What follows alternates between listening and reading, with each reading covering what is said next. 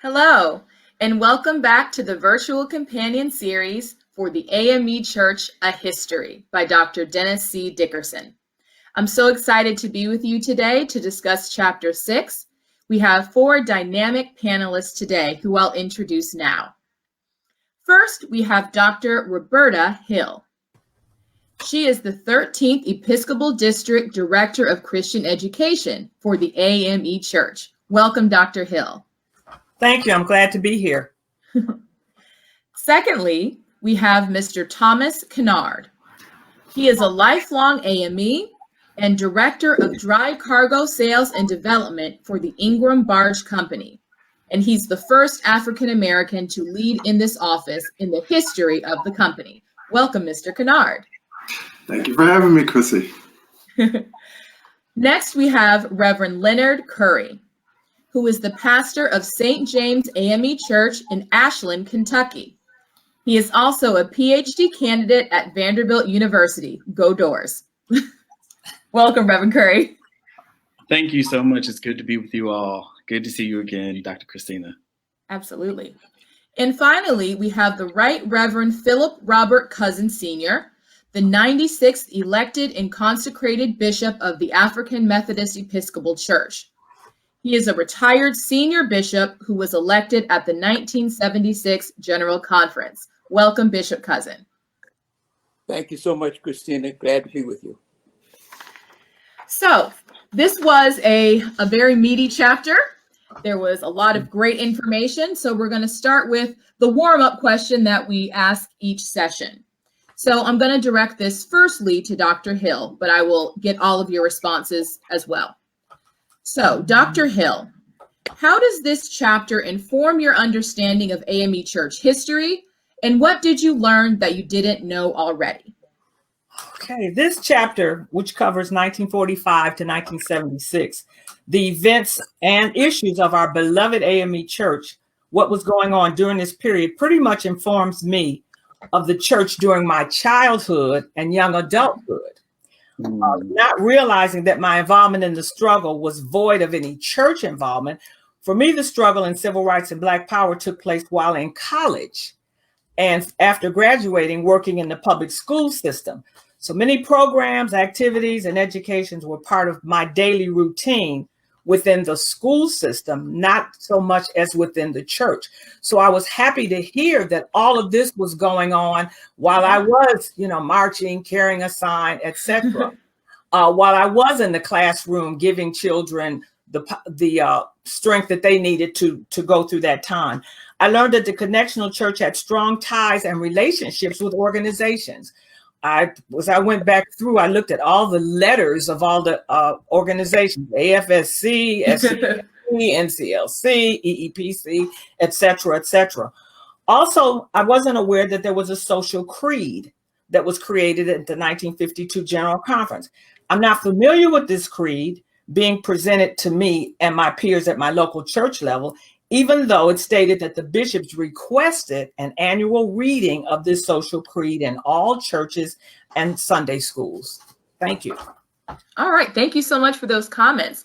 Bishop Cousin, same question. So how does this chapter inform your understanding of AME Church history, and what did you learn that you did not know already? Fortunately, I have lived through most of the chapter. Right. having attended every general conference since 1956. Wow. Having been a member of every general conference from 1960 until now. And to see and to understand the nuances, sometimes which history gives, but there is always a backdrop to how it developed. Sometimes the writing and the wordings that come forth from speeches and from minutes in general conferences do not adequately give the underground kind of thinking that has perpetuated so much of African Methodism. Many of the things that we have talked about have always been present. There has been the desire for the AME Church to be strong politically, so much so until the AME Church is noted for its politics.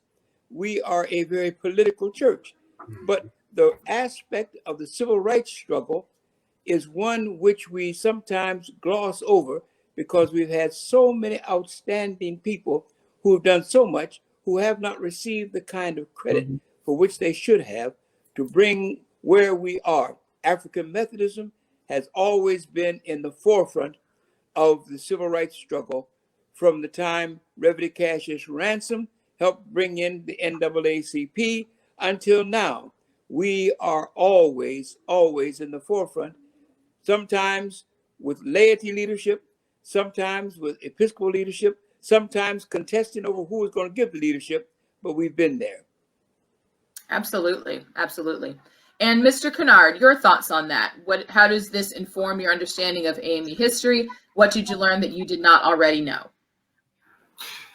AME history has been long for me a very important piece of my own history. Growing up in the AME church, I love to peer through all of the social interaction of the AME church. One thing I didn't know was Joseph Delane.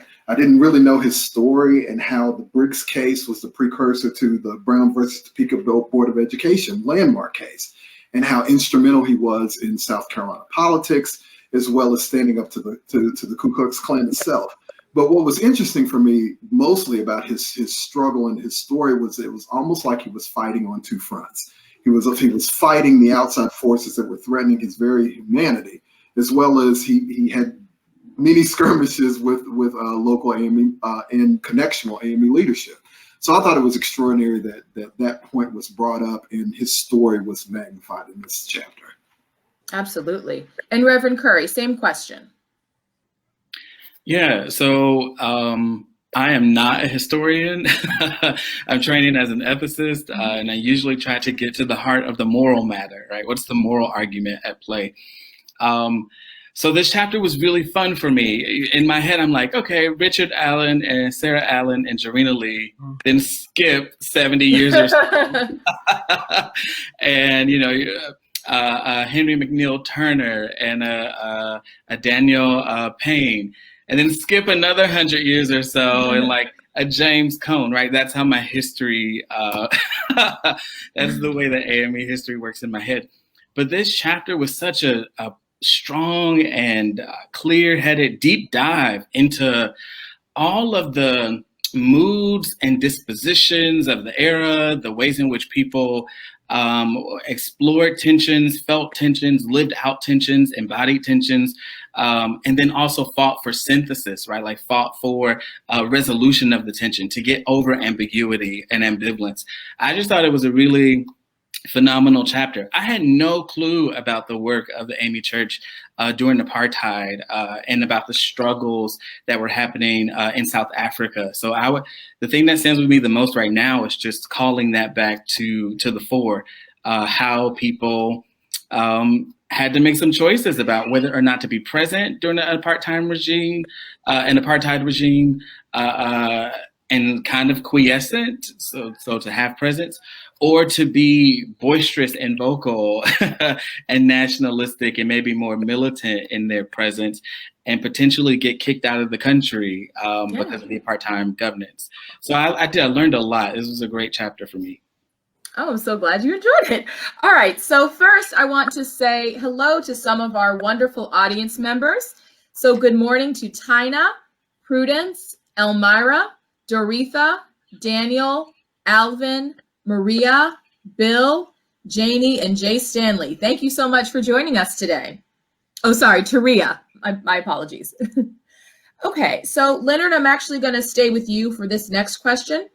So we saw in the video, and you read in the chapter, that the AME Church developed a social creed in 1952. Why do you think the AME Church needed that social creed? And do you think that the modern AME Church needs to regularly have similar announcements? Yeah, so this is a powerful question. It's for me, I have a kind of complicated response. But so first of all, I learned about the social creed, like Dr. Hill was saying, from this chapter. I did not know that there was a 1952 social creed. So thank you, Dr. Dickerson Sr. for that. But as far as I can tell from the chapter, the church needed a creed for maybe 3 different but interrelated reasons. There were growing tensions in society about the civil rights movement. And so basically society was demanding that the church say something, right? So it was an issue of, will you be relevant or no? Kind of speak now or forever hold your peace issue. But then there was also the fact that people within the AME Church were already engaging in the movement. And so the creed seemed to be a way to support those folks who were already doing activist work. And then thirdly, the chapter seemed to focus on the tensions that were in the church, especially between the kind of building the institution side of things, but then also the kind of flexibility or suppleness needed to be in activist spaces. And so it seemed as if the creed, the third reason that the creed was created was just to give the church a sense of focus, how to focus those energies or bring those energies back together. And so with that in mind, the question of, does the church need to regularly develop creeds or make pronouncements? Well, I'm kind of a split mind. When I was in college, especially, and when I was in seminary, especially, I would have loved to hear that the church sort of regularly delivered a manifesto, regularly made a statement of a creed. But if I'm honest, today, when I look for leadership that is at the vanguard of social justice activism, I turn to platforms like the Movement for Black Lives, like the Black Lives Matter movement. I turn to groups like Southerners on New Ground, Song, or Showing Up for Racial Justice. And I think that it could just be a difference in the era. In the 50s, 60s, I think we, as African Americans or Black people, diasporically perhaps, expected the church to lead and be front first, right? To be in the front. Now it seems like other folks are rising up to be activists, and that the church's role may be to support them, to nurture them, to do chaplaincy work. So do we need social creeds? Yeah, I mean, why not? But also, I'm a little cautious about that. Okay. And Bishop Cousin, I would love your perspective on that too. Why did the AME Church have the social creed, and do we still need something like that, periodically now?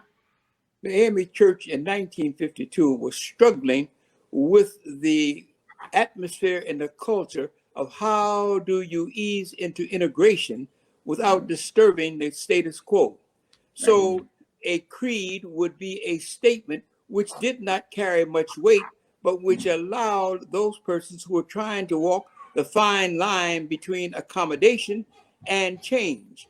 We've always been dealing with those who have accepted the fact that love makes for accommodation, and the nonviolent aspect of what was being presented was featured and was allowed to be a major portion of what nonviolence and love were about. Now, with the creed, it would state that we are in favor of that. It gave to the activists some sense of stabilizing where they were. But you have to remember, in 1952 and 1960, we were struggling with how we were going to manage the whole aspect of integration. And it is difficult to understand the era of that time and the culture of that time. I liken it much into the fact that when someone has their foot on your neck and you're trying to survive, how do you survive without killing yourself or allowing them to kill you? So the foot of oppression and the foot of all the racist attitudes on the throats and the necks of African Methodism, the church was trying to say a way how to thrive and survive and hopefully remove the foot from our neck. And so the best way to do it without going into an overactive kind of way is to present a statement. Statements are only as good as they are carried out. How many statements do we have in the church today which never see beyond the general conference? It was a way of helping to placate the desire and to walk the fine line between accommodation and activism. Wow. Okay. That is the word. Dr. Hill or Mr. Kennard, do either of you have anything to add to this question? I'm thinking that in the critical times that we're living right now and what's facing us within the next month or two, I'm looking at the communications that's coming out of the church from the communications department. We are getting a daily countdown, day whatever, get ready, plan. And I'm looking at that and akin that to the pronouncements. Something's being announced every day, so that you get ready. They said, vote, but plan to vote, prepare to vote. How are you going to do that? And I think our church has taken the forefront on that and getting that information out on a daily basis. Now, Richard Allen felt that we needed a method and some how to get something done. And I think this is an example of how do we get this done. It's coming out every day. What will you do? What will your part be? So just kind of tying that from that social creed into where we are today. And we are at perilous times right now. Yes, we are. Yes, we are. Just off the Supreme Court justice. And that's going to be critical with what's going on now. So that pronouncement to me is that telling us get out and get that vote done, get the voting done. Thank you. Okay. Well, we just saw earlier this week a letter that was sent out because of an attack on one of our AME churches in Wilmington, Delaware, led by Dr. Beeman. And the response was immediate, calling for apology from the Trump administration and how they manipulate data and pictures and video that's out there to show that we may be in collusion with rioting and different things like that. So I love that the AME Church was very quick to issue a proclamation saying that we deny that. And I see that there is space for the church still and calls for leadership of the church. I mean, we've been so instrumental in past history with leading throughout in all these civil rights movements that have occurred. There is no reason why we can't be on the forefront now. And I think there is still space and place for that. Okay. Okay. So actually, Mr. Kennard, we're going to stay with you firstly for this next question. So we saw throughout the book numerous examples of rank and file AME members, both lay and clergy, being actively engaged within the civil rights movement.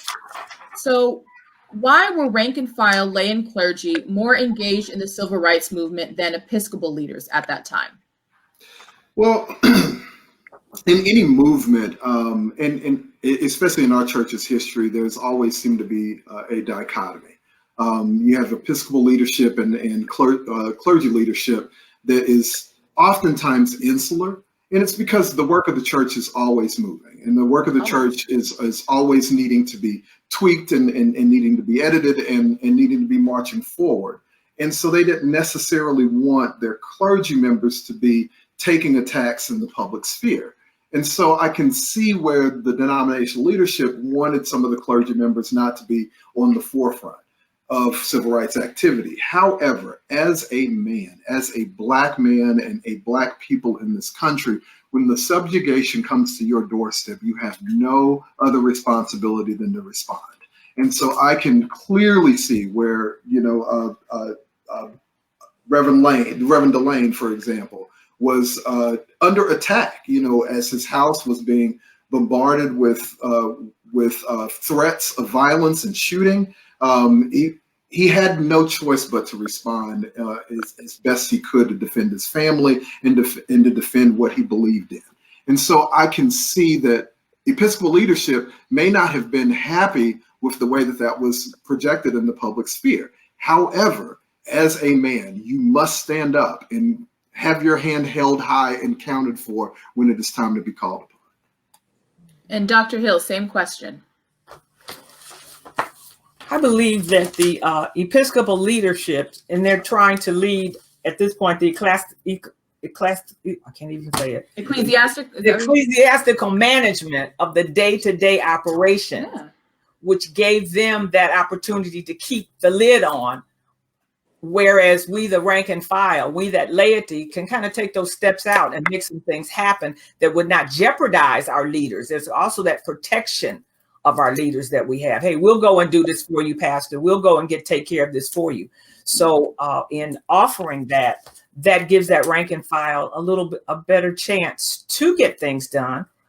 They're in the communities or smaller communities. They're looking at the pastors and their leadership, but they're not looking at me as that lay person. They're not looking at, if you look at the Rosa Parks piece, which I know you'll get to, they're not looking at a little lady out starting a movement or out making the difference. But the pastor, of course, would be looked at. Pastor, what are you doing? Why are you on this bus? You know better than that. So it allowed us to be able, us as rank and file laity, to be able to make those changes and actually do the actions and things that need to be done. Okay. Bishop Cousin, so you were elected as a bishop in 1976. So you went through much of this period as a clergyman, as a pastor. So can you speak to that, about the activism of rank and file clergy members and how you were engaged in the civil rights movement? The rank and file of clergy members, I think Dr. Dickerson gave a good listing of them, and many of them were very, very active. You understanding that in the Black community at that time, there were always the pods or the groups of persons who were concerned about changing things. The Montgomery Improvement Association, the MIA, which was led and done by Dr. Martin Luther King Jr.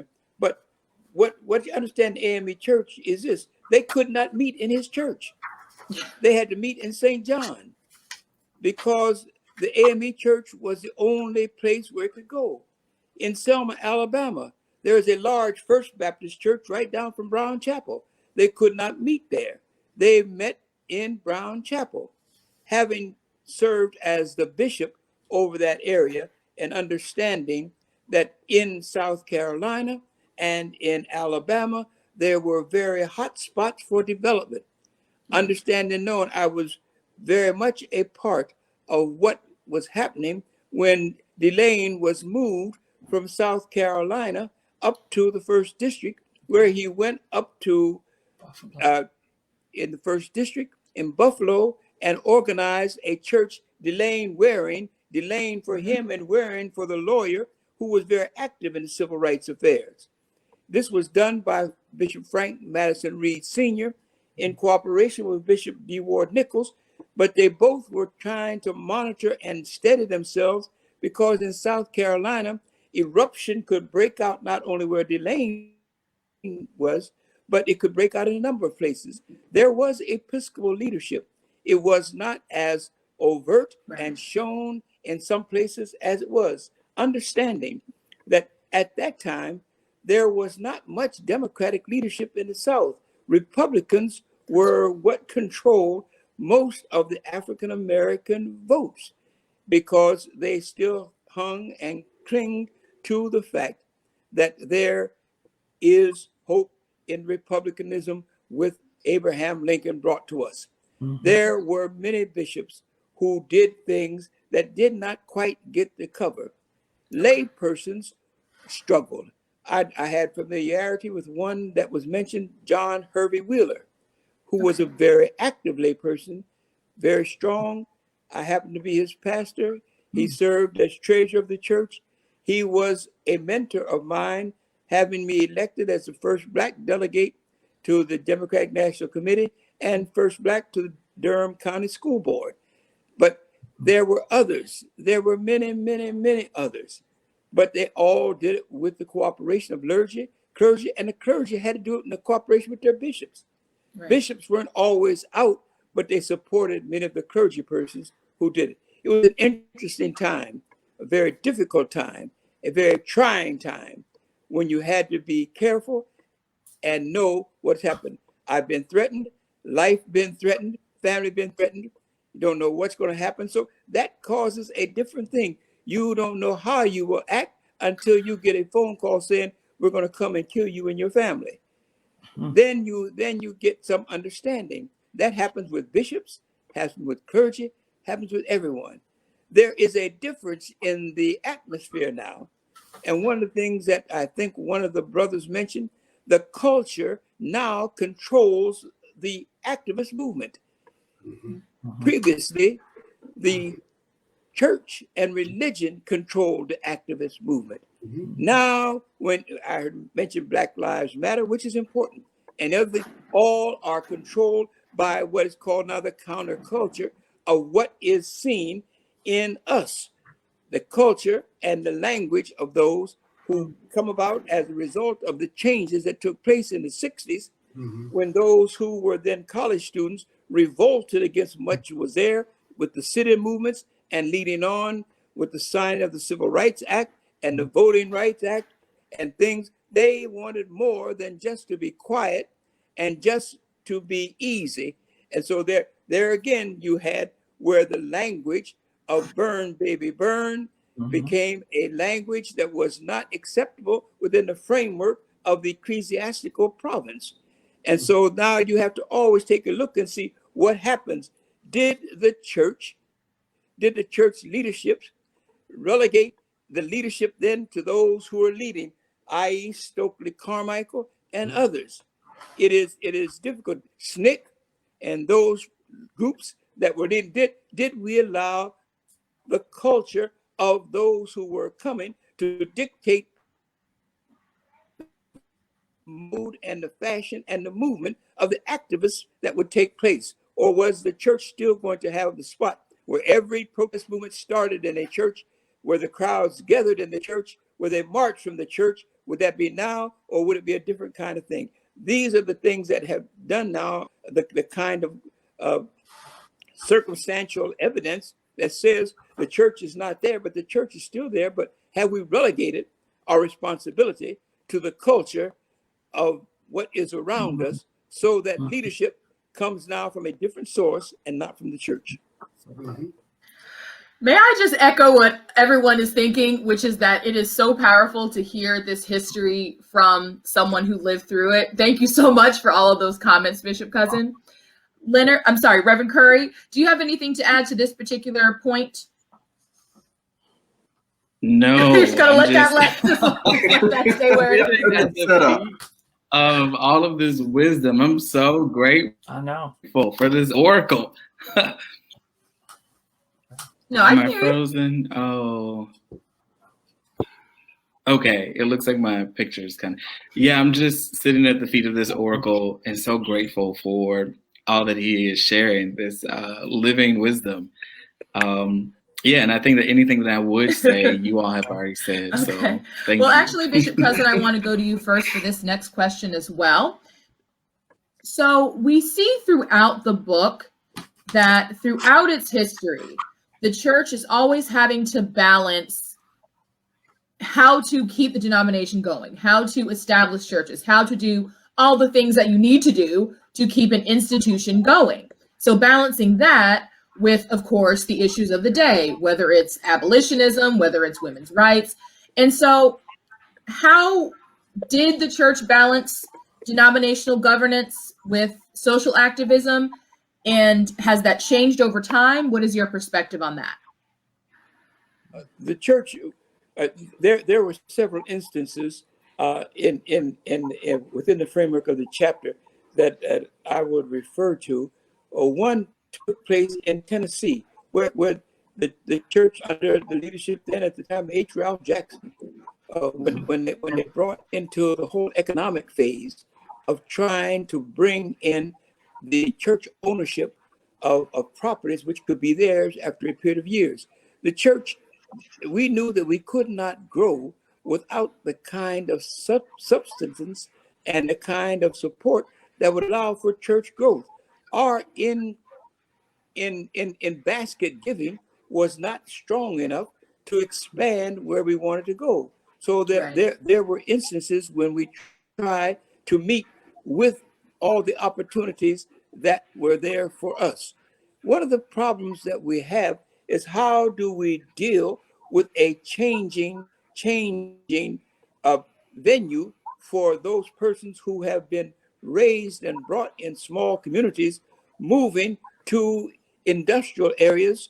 And now, how do we deal with the gentrification that's taking place that's moving them from where they were out to where they thought they wanted to be, but now they found out they can't be.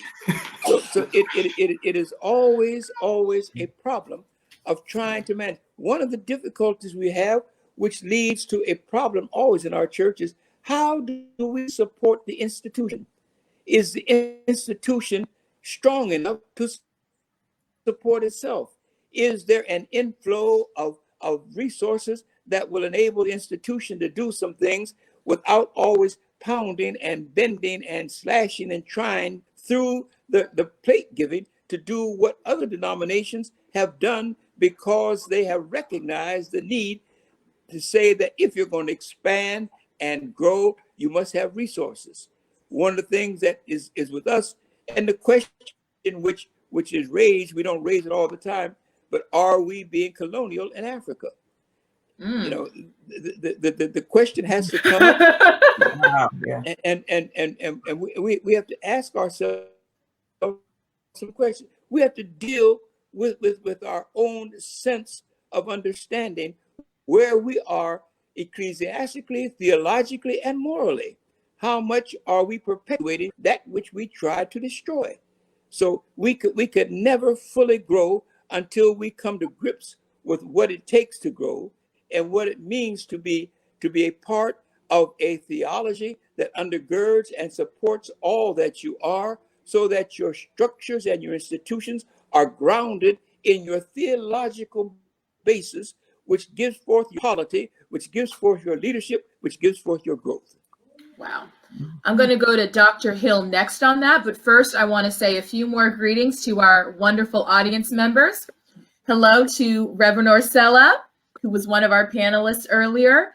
Welcome to Carrie Banton, who was also one of our former panelists. Greetings also to Valerie, Gregory, Arnita, Auyanda, and Betty. Thank you so much for joining us.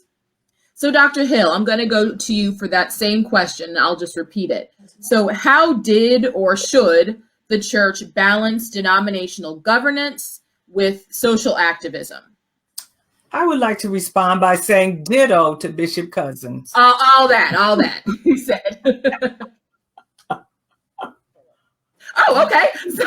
So Mr. Kennard, same question. Oh goodness, I don't know that you could ever follow up the bishop's sage words, but he said something that I thought that kind of grabbed my attention, and it was how to get out of the collection plate. There are far too few examples across our denomination about expansion economically. I mean, we see what has been done at Big Bethel in Atlanta, in some of their more entrepreneurial activities, or what's been done at Allen Chapel in New York, and what Floyd Flake was able to do to expand that, not only the ministry, but the community expansion. And we just have far too many examples across the connection of that. And our churches historically have been in Black enclaves in cities all across this country. Well, what's happened with gentrification is that those enclaves have been interrupted.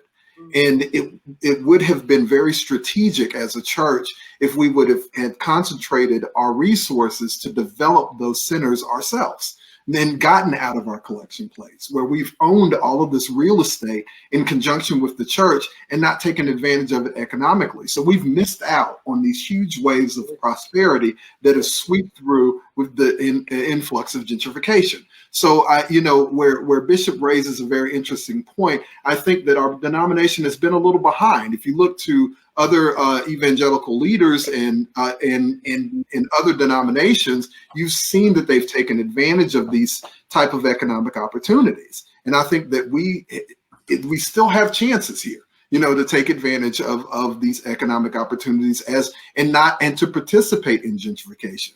Now, we know that this influx of cash comes into the urban core. Why not concentrate our resources to take advantage of that? Absolutely. And Reverend Curry, same question. Yeah. Oh my gosh. So much good stuff has been said. Brother Kennard's, Brother Thomas's comments on expansion and how we've missed opportunities are spot on.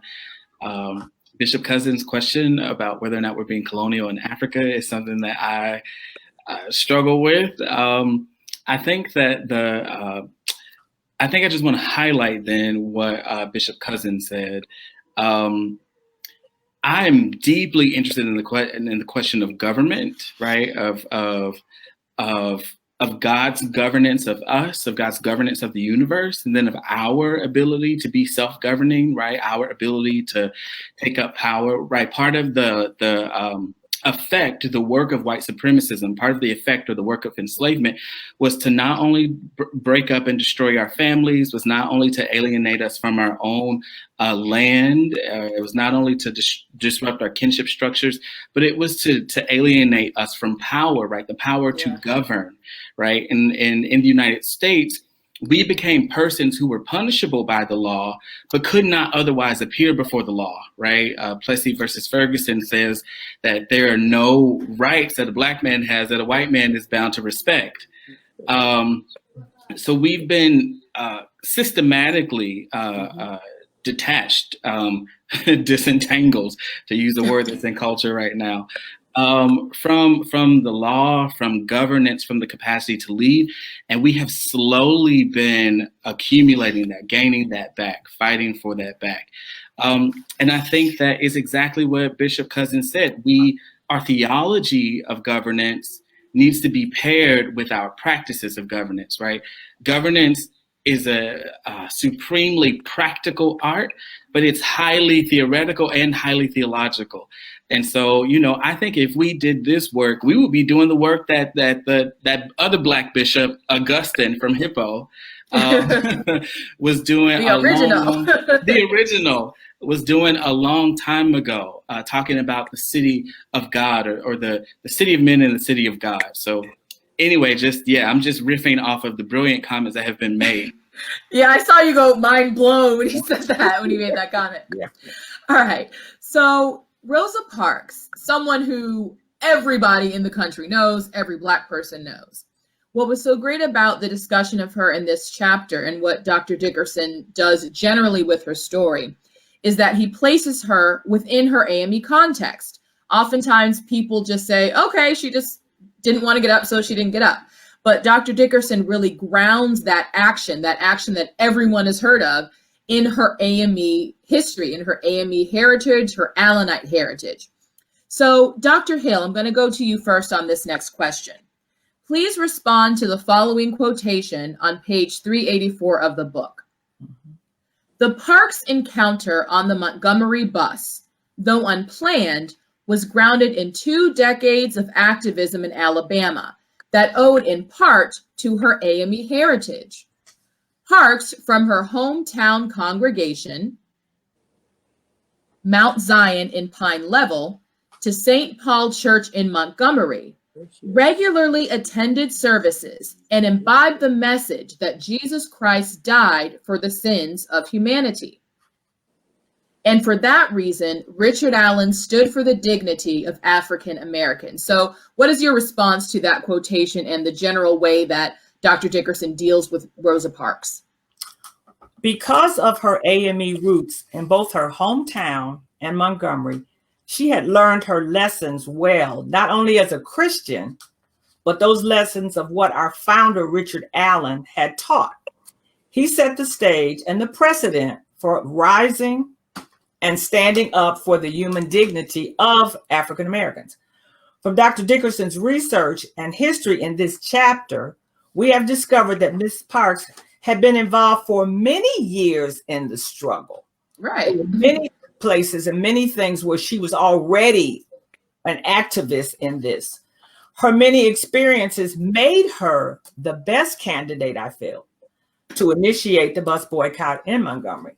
She was no stranger to it. She'd heard all the stuff that you can hear, all the pushback, all the people not wanting to be a part.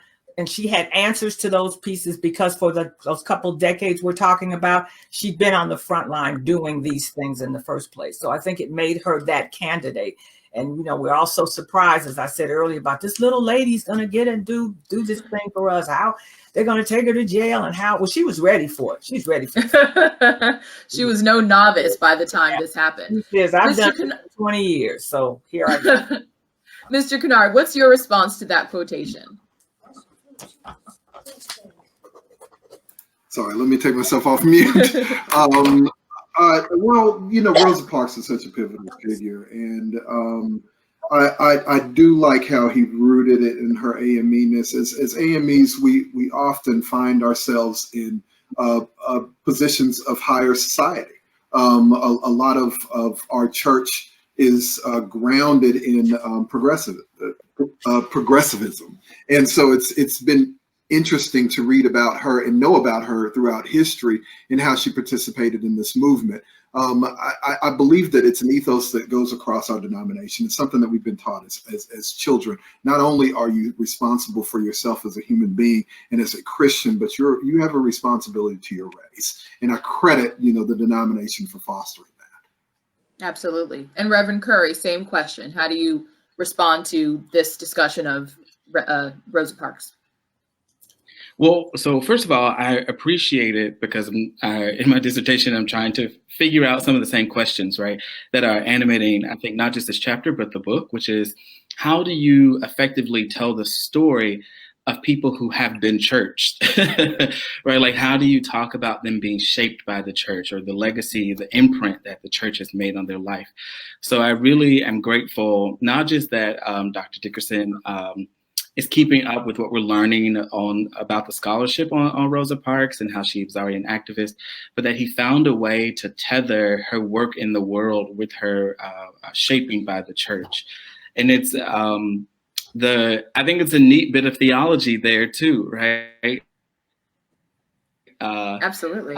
Jesus died for the sins of humanity so that Richard Allen could stand up for our dignity, right? And therefore Rosa Parks, right, who is a follower of Christ in the Allenite tradition, could do the same, right? I like the tether. So anyway, just lots of models to emulate for me today. Absolutely. And Bishop Cousin, I know that you have some personal connections with Rosa Parks. So if you could speak to that as well as how Dr. Dickerson deals with her in her AME context. I was privileged to be the bishop for Rosa Parks for 2 districts.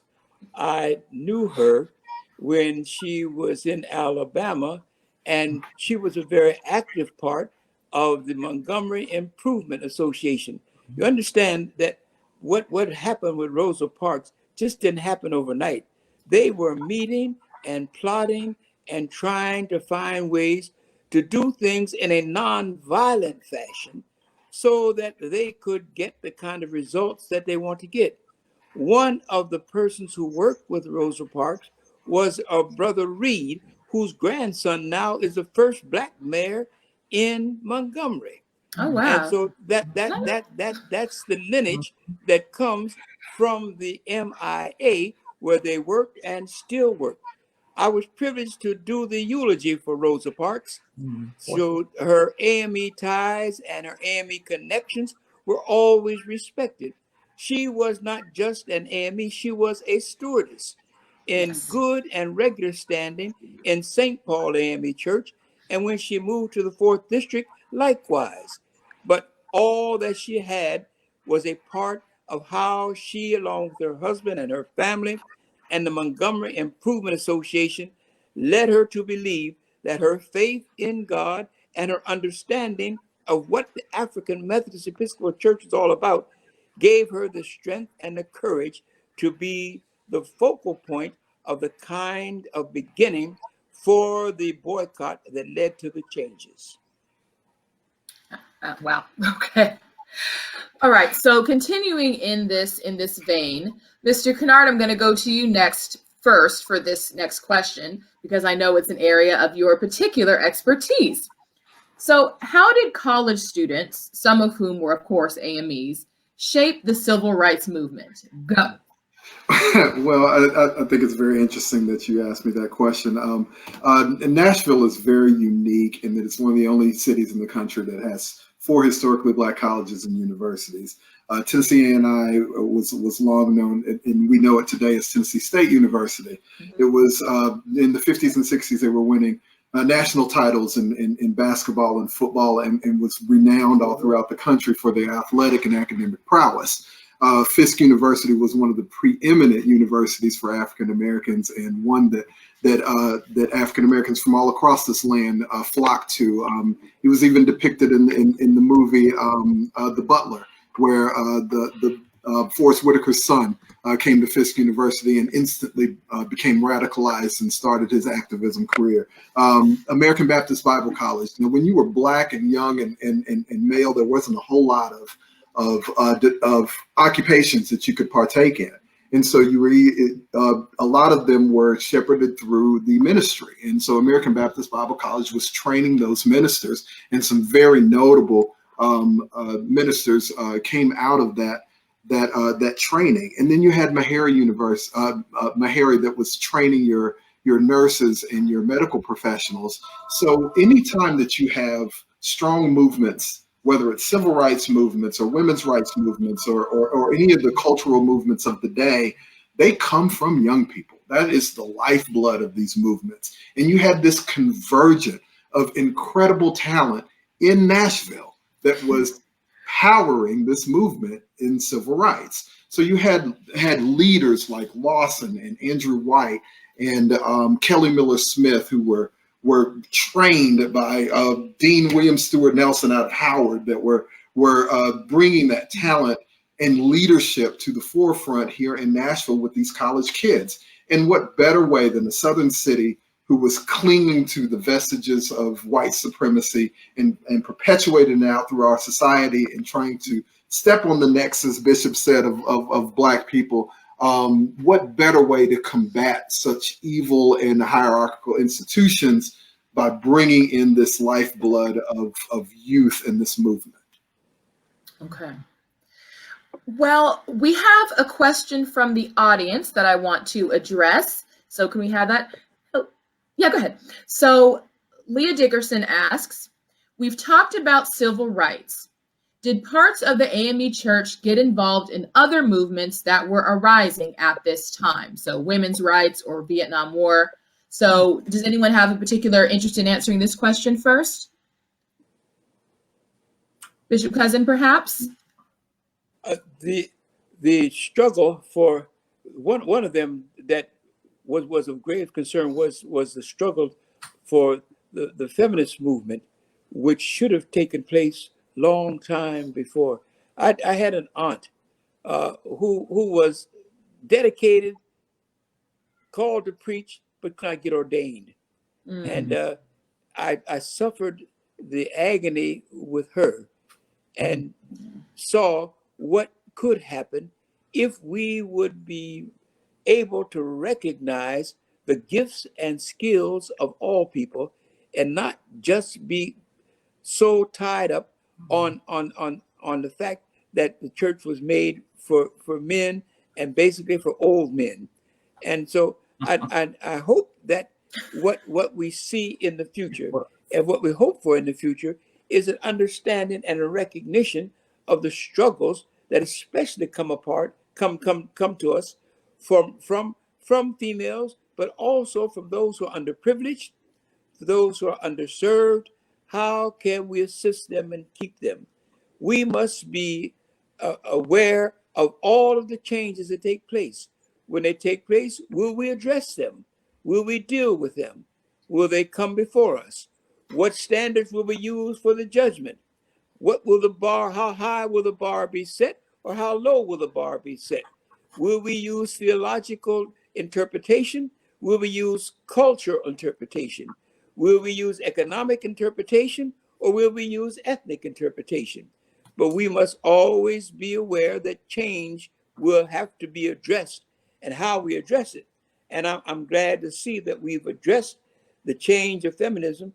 Go to an annual conference now and see how many enter the annual conference through the ministerial track, and you'll find out basically 80% of them now are female and 20% male.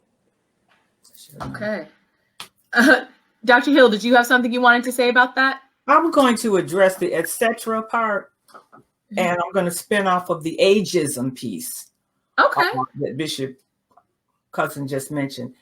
I believe that our RAYC, which was our young. Can you just Okay, can you just tell everyone in the audience who may not know what that stands for? Richard Allen Youth Council had a lot of voice in seeing that the young people within our Zion was recognized and had a voice.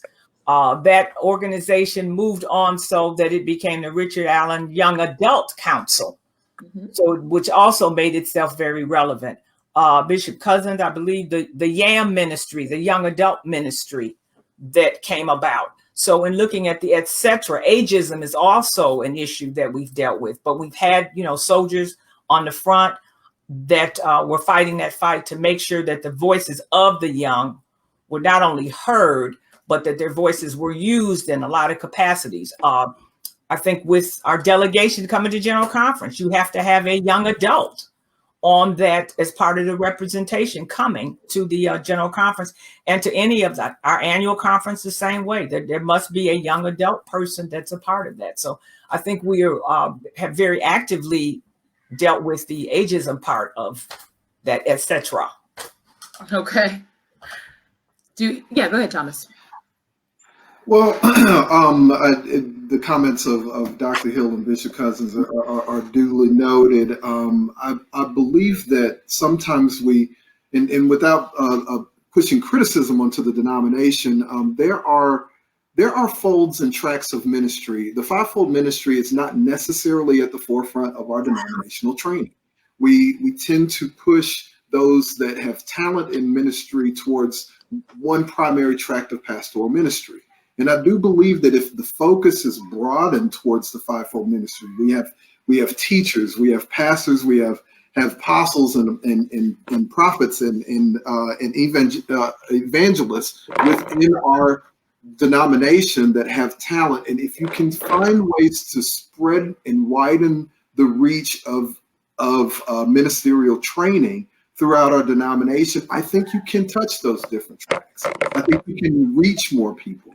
You can remain more relevant within the cultural context as well as the religious context with more of a broadened look. Okay. And Reverend Curry, did you have anything to add as well to that? How have you been involved in Vietnam, women's issues, whatever? Well, I know that the Vietnam War, I think, is addressed maybe briefly in the next chapter to come. Sorry, I'm watching my screen and I'm slow. And so it's hard for me to know if you're with me. No, you're fine. We're hearing you. Okay, excellent. This chapter, however, did address the development of womanism as a critique to Black theology. Okay. And so I just wanted to make sure that we highlighted that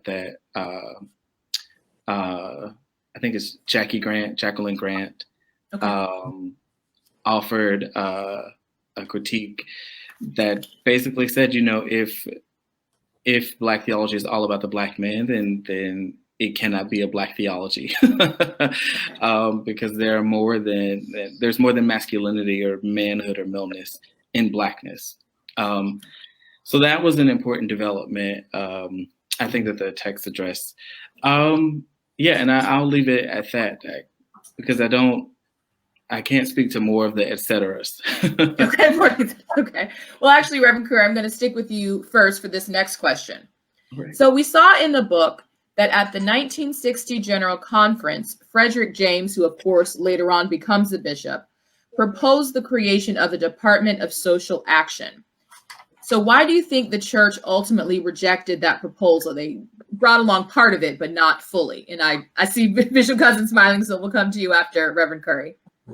Yeah, I was going to say the bishop probably has a better sense for this than I do.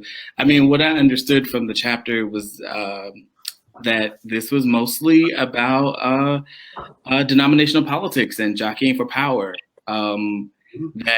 That it appeared as if some felt as if power was a zero-sum game, and that if you promoted or moved this person up to the position of general officer, or if you made that, I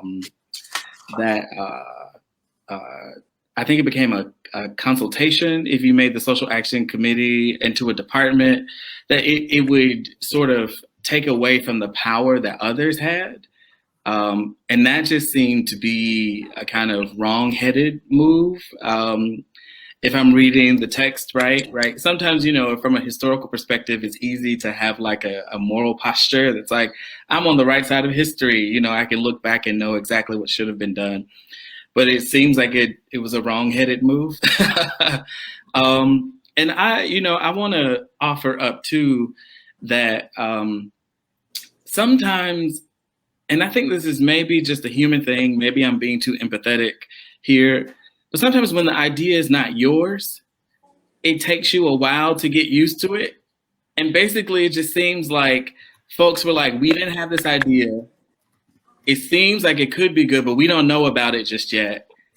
So we're going to give you, we're going to open a small door for you instead of adopt the proposal in full, instead of give you all the affirmation, all the support, all the nurture that you need. We're going to give you a toe because we don't really know yet. And that'll be enough for now. So those are my thoughts on why it didn't go forward. Okay. And Bishop Cousin, please let us hear your perspective on this. I appreciate the very strong ethical analysis that the Reverend Curry gave. Actually, the AME Church has always been concerned with two basic concepts: election and assignment. Mm-hmm. Who's going to get elected and who's going where? Mm-hmm. Bishop Fred James now was then Dr. James. He was a bright young man, and the fear was that if you make him a general officer now, he will soon become a bishop. Mm-hmm. And do we want him to become a bishop now? Mm-hmm. Do we want to give him that kind of platform that will enable him to do the things that ought to be done? So we will not totally kneecap him. What we will do is we will make an advisory board, not a general officership, so that he will not be totally admitted into the inner circle, but he will still be able to say that something was accomplished. Fred James was one of the very active persons in the civil rights struggle. Very, very active, very prominent. There were those who were not as anxious to have him rise politically within the structure of the institution as he was going. So what's the best way to keep someone from rising is to give them an off-ramp that will satisfy them temporarily and will keep the status quo satisfied. I was there at that general conference, and it was not, it was the kind of thing. Fred James was rising. There were those who did not want to rise him. Have to understand, he was then a campaign manager for Jake Holmes, who was running for bishop, who did not get elected for bishop. But when he did not, Fred announced he was running for bishop. There's always the back scenes in African Methodism that you have to understand and know. So it was that they did not want Fred. Those who had some concerns about who was going to be bishop, who was going to be elected, and who was going to be assigned where, did not want him rising too soon, too quickly, with a basis that they couldn't fight. That's right. Okay. Well, next we have another comment from the audience that we would like to address. So maybe see that on the screen. All right. From Paulette Coleman, who is a retired general officer of the AME Church. She states that many AME women gave individual expression to their womanist, feminist commitments through leadership in national women's organizations, aka the Links, Delta Sigma Theta, BWA, etc. Look at the women who were national presidents of these organizations, womanist theologians such as Dr. Jacqueline Grant, Dr. Renita Weems, and others. Thank you so much for that comment. Okay, so I'm going to move on to the next question. And this one interests me a lot because I think there's a lot of modern day relevance to it. So we saw at the 1972 General Conference that Bishop Nichols attempted to present President Nixon's brother Edward at a worship service. Nixon ultimately did not speak, but there was this sort of awkward moment. And so it just brings up the question of, do we as a church have to be politically neutral? If you are a pastor in Nashville, somewhere else, and there's a Republican who wants to speak at your church, are you obligated to allow them to come? If there's a Democrat who says they want to come, are you obligated to let them come as well? Is it better to stay out of it altogether? Do you have to remain neutral? Or is there a way to show preference? So Dr. Hill, I'll go to you first on that one. So how does the church navigate that complexity? We were born out of protest. We all are familiar with that. We're praying at the altar and they come yank us out. So we know about struggles. We know about fighting our way through various issues. This can be very touchy, just in terms of your community. I appreciate the way that you stated that. Do I let the Republican come and don't let the Democrat come, etc. I think a lot of that is going to really come from, believe it or not, what that pastor, that his leadership, where are his relationships? Who's he tied to? It was mentioned a little earlier. Is he himself looking to be on the school board? Is he himself looking to run for a particular office? Who's in his friend circle? Who's going to make it good for him, which will also make it good for that church and that community? So, now I'm thinking, well, what does the social creed say it should be? What is the pronouncements? What are those things that are out there? And I really, at this point, because that is the leader of that particular church, that pastor, I will kind of throw it at the pastor to make that decision. He's the one that's living in that particular community. He's the one that's living and heading up that particular church. So I'm going to put it in the hand of the pastor.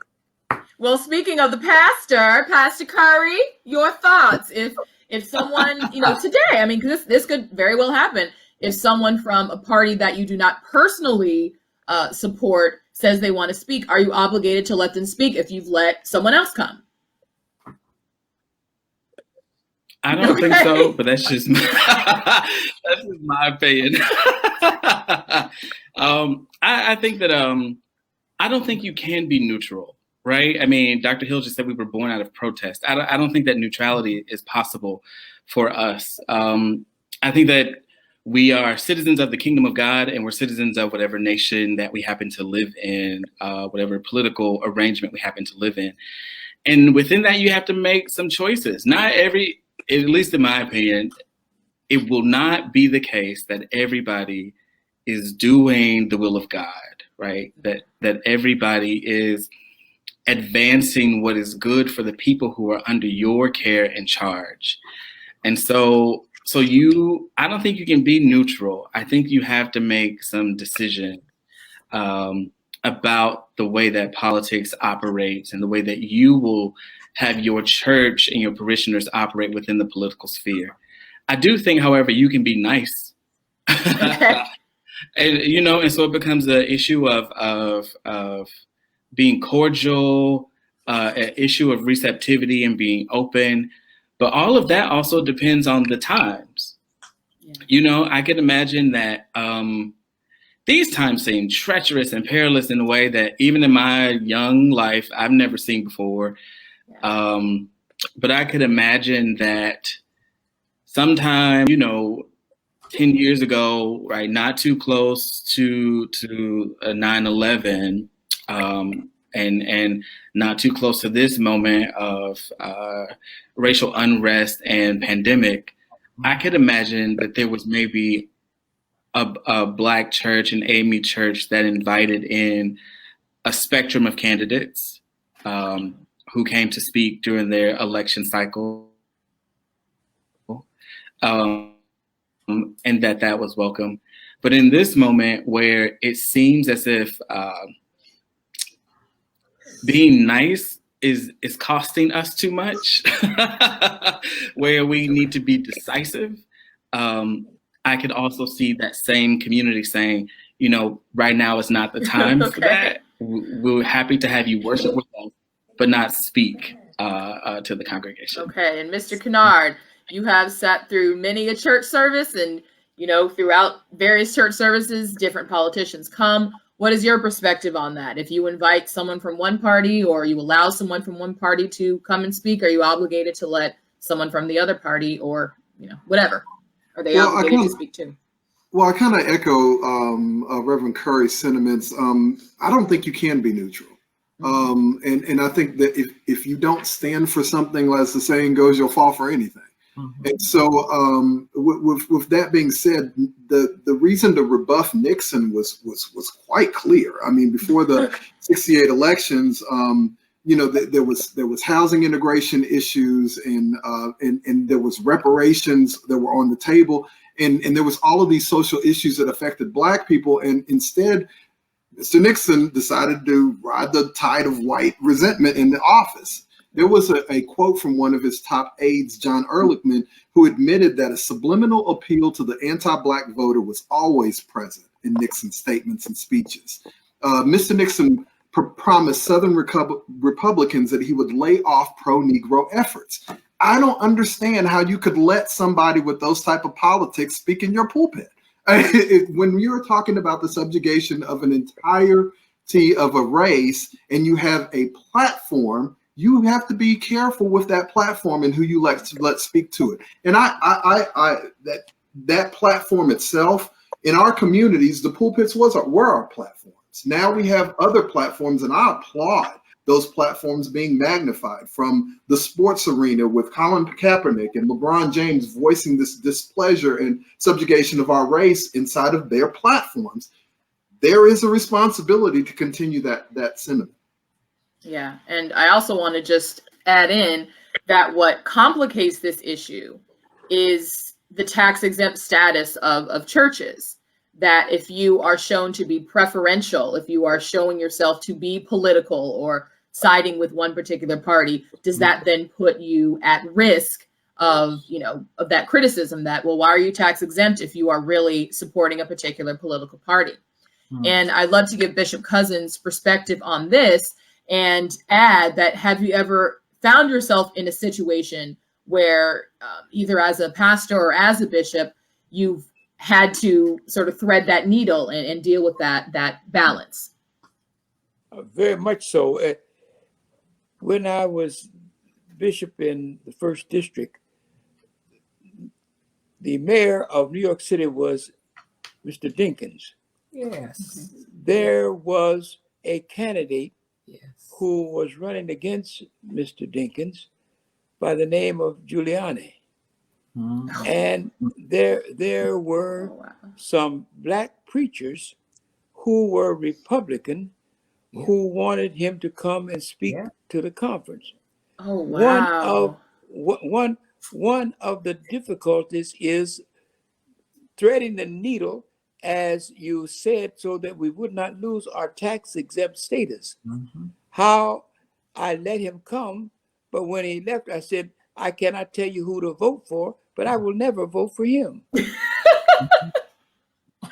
And that way I was not breaking the law, but I was letting them know that as in order to keep from having to go to court and fight some tax exempt status, let him come, let the preachers bring him in, and they said, all right. And no, you have to understand, just as a side event, Floyd Flake was not for Schumer. Okay. Floyd Flake was for the Republican senator, and he and I differed. I was very much for Schumer. And so we differed. And when we differed, we won. He was not for Barack Obama. And we both spoke at different places. I was very much for Barack Obama. I got criticized by every bishop who called me crazy for being the first one to come out for Barack Obama nationally. Now, you have to thread the needle carefully. I don't want to break the law, but I'm going to say to them, fine, I give you the courtesy of coming, but don't think my giving you the courtesy is in any way support. I am merely allowing you the courtesy, but I am going to encourage my folk not to support you. I can say that outside of him. That's my opinion. I cannot tell them what to do. I can only give them my opinion and give them my understanding of what is right. So that's a difficult question, Christina. We have to be careful. Bishops and pastors have to be careful that you don't get yourself these so-called far right folk now are looking for anything that can disrupt what we're doing. That's a great point. That's a great point. While the evangelicals do what they want to do. Amen. And say what they want to say. And nothing ever happens. But we have to be very, very careful. So, yes, if they come, give them the courtesy, not too long. You have 2 minutes. When they leave, say to my folk, I will never support them. I can't tell you who to vote for, but he sure not going to be one of them, or she's not going to be one I vote for. So that's the way I try to handle it. Wow. Okay. All right. So the next question I want to address first to Reverend Curry, because you had such a powerful reaction to the questions about Africa and decolonization. I want to bring this to you first. So the civil rights movement and the decolonization of Africa occurred around, at the same time. So to what extent did AMEs in the United States assist and support African independence efforts? And should we be concerned as well now with the issues in Africa today? So how did the AME Church, address issues in Africa back during that period of decolonization? And should the AME Church, should AMEs in the United States be more concerned with contemporary issues in Africa? Yeah, thank you for addressing this question to me. So first of all, what I understood from the chapter was that we were busy doing stuff in Zimbabwe and in Ghana, and especially in South Africa. We were there as educators. We were there building clinics. We were there as pastors and as bishops, right? We were there in lay capacity, in mission capacity. So we were there in a variety of African contexts, doing the work of the church during these colonial eras. And that was, so I responded so passionately earlier about this because I think it's still, the tensions are still very real, right? For example, South Africa, we were there, but we were there, I would say, in a kind of quiescent way, right? So that there were, or at least there was a tension between being quiescent and being nationalist.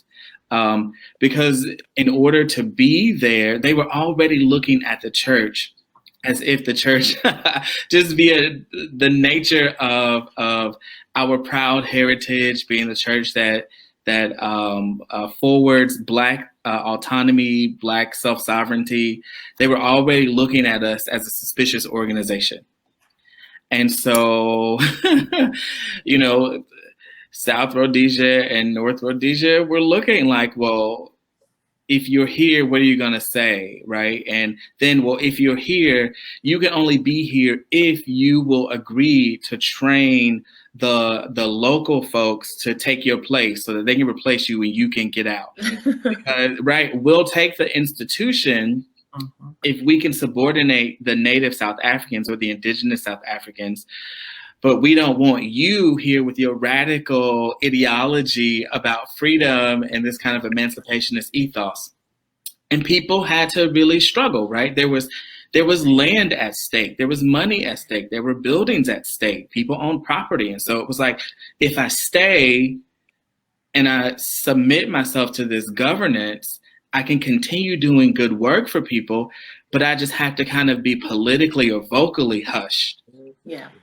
But if I support the nationalists, then I would take a more politically active position, a less quiet position, but then I'll risk not being in the country.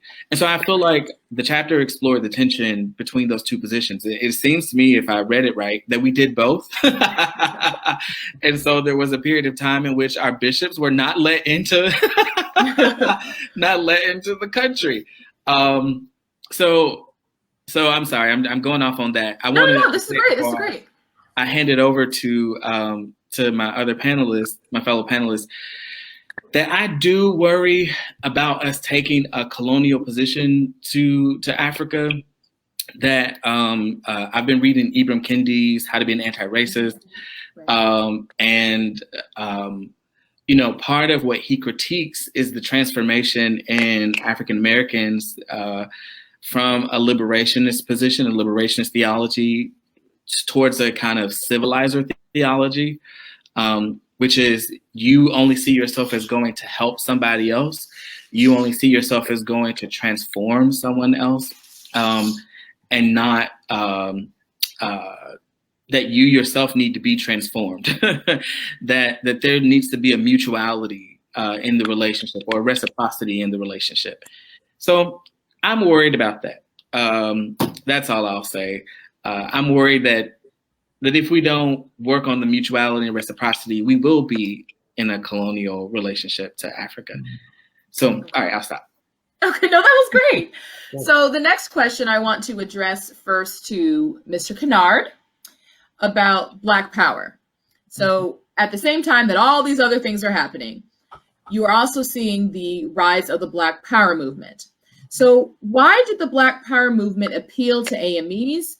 And are there modern equivalents today? Obviously, we have a lot of organizations today. We have a lot of energy today. But do you see any of these as modern equivalents of the Black Power movement, or are they very different?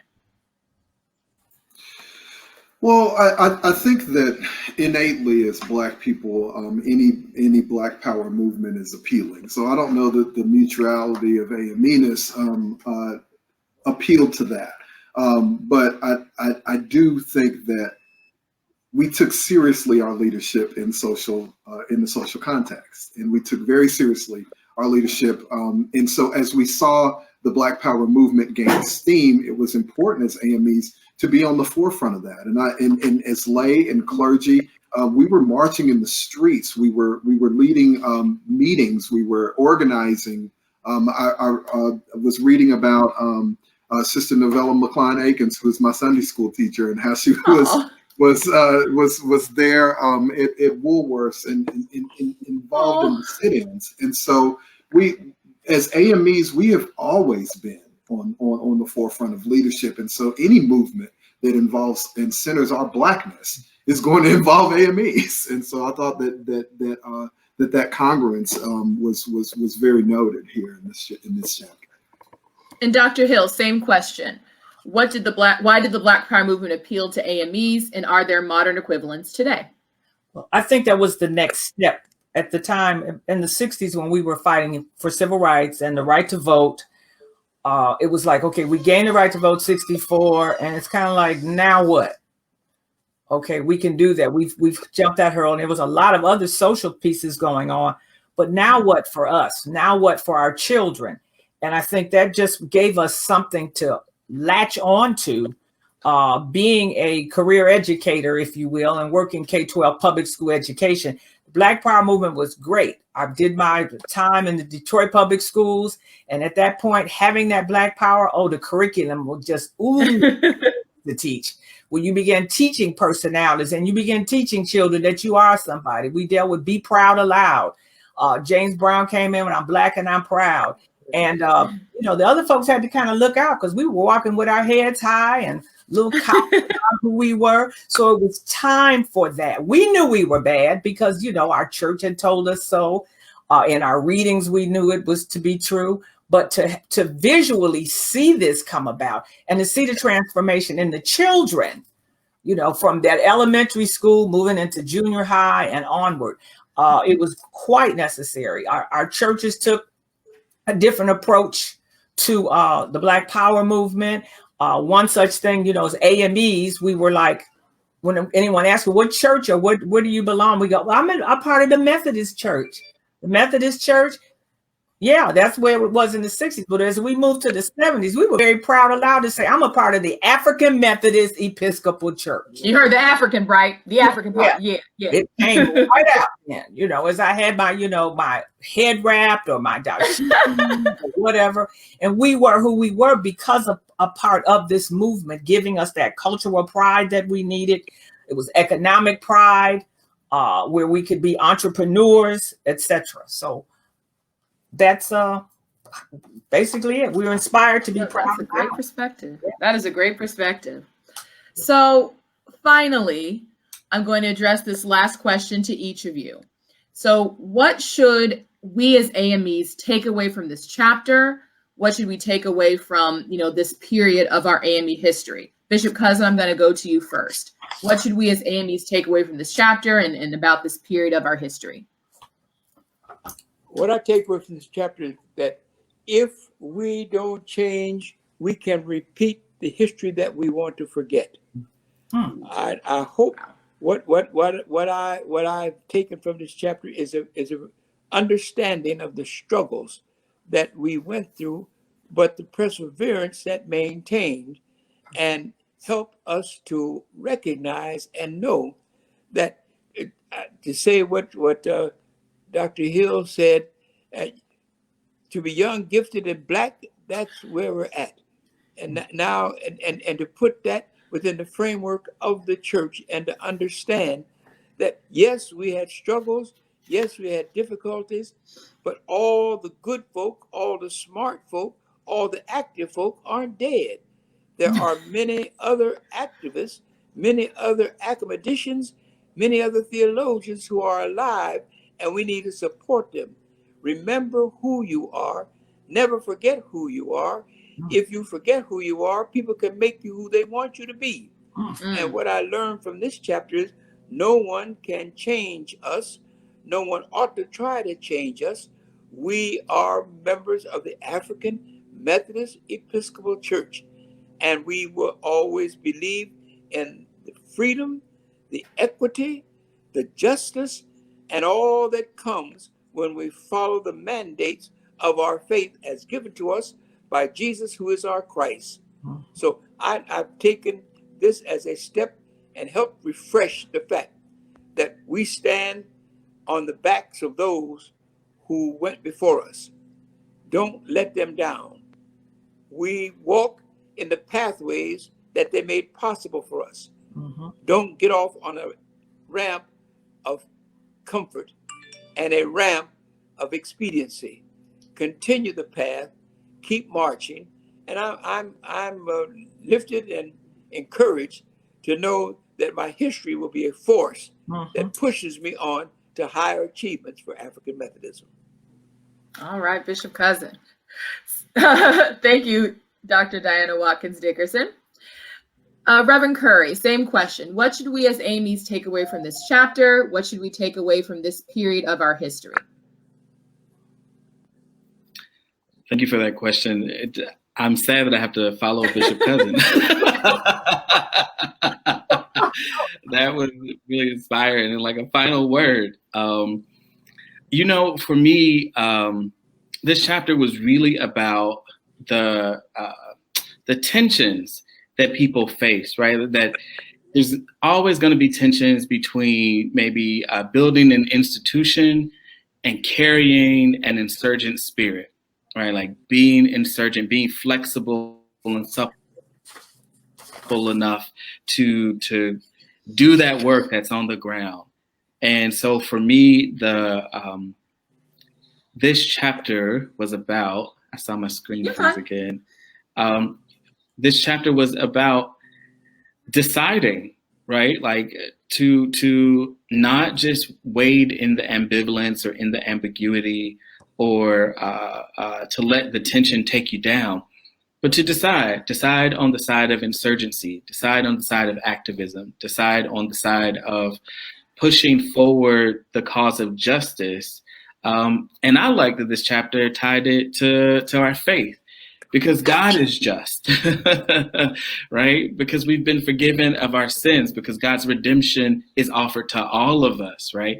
That's why Alan could stand up for dignity. That's why Rosa Parks could stand up, because Alan stood up.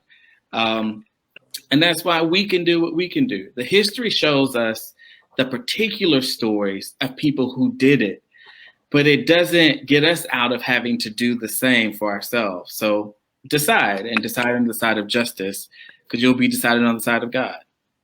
Amen to that. And Dr. Hill, same question.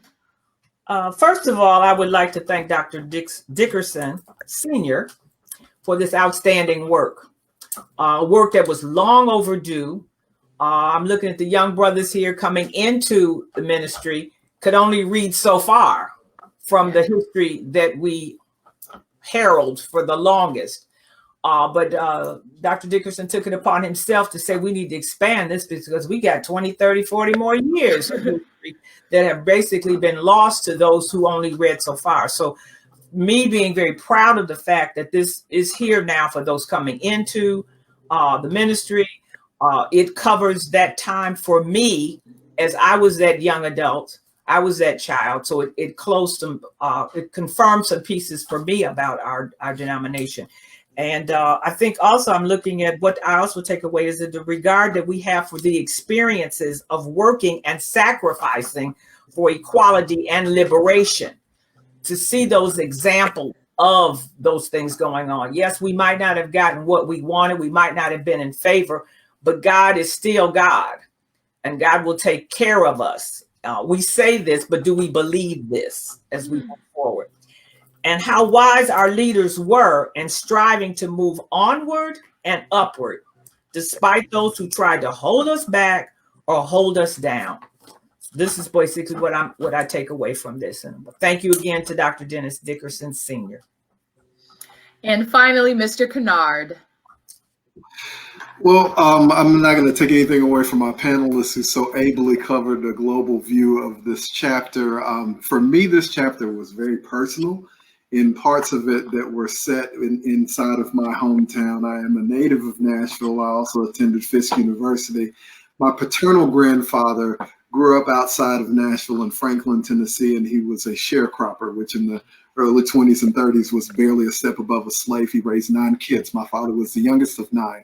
All 9 of them graduated from Tennessee State University. There was at least a bachelor's degree. 6 of them had masters, and 3 of them obtained terminal degrees and PhDs from other institutions, but they all matriculated through Tennessee State University. It's a personal story for me. And being a lifelong AME, I love to see the name of Andrew White in vogue.